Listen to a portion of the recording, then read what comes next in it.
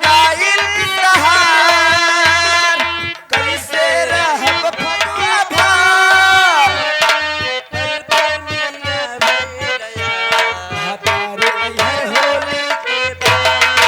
Hello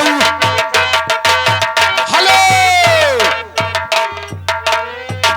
ये माननीय हमारे बड़े भैया मेवालाल भैया, मेवालाल ग्राम सभा खरगापुर वाले भैया जी की तरफ से घर मालिक के लिए 101 रुपया व्यवहार। धन्यवाद।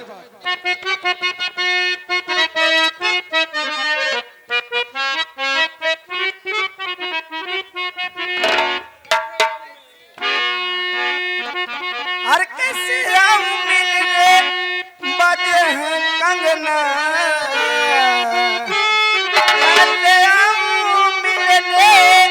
बजे हैं कंगना पायल की झनक से जगेगा सजना पायल की झनक से जगेगा सजना कैसे मिलने बजे कंगना कैसे मिलने बजे कंगना पायल की झनक से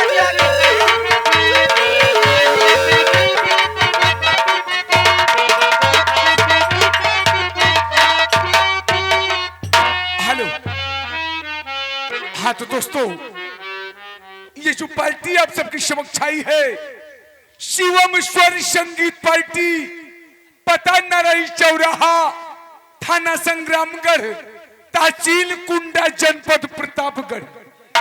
यानी कंपनी मालिक शिवा भैया, ग्राम सभा पूरे श्याम सिंह, हलई चौराहा, जनपद प्रतापगढ़। और इस पार्टी के मैनेजर माननीय जियालाल खलनायक, ग्राम सभा दखुआपुर, निकट बाभन की बखरी ब्लॉक, जनपद प्रतापगढ़। और इस पार्टी के डायरेक्टर माननीय हमारे कल्लू कॉमेडियन, ग्राम सभा करमाइन, निकट बाभन की बखरी ब्लॉक, जनपद प्रतापगढ़।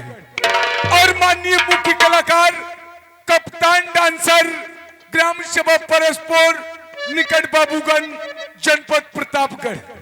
मास्टर, ये तो राइस पार्टी का परिचय।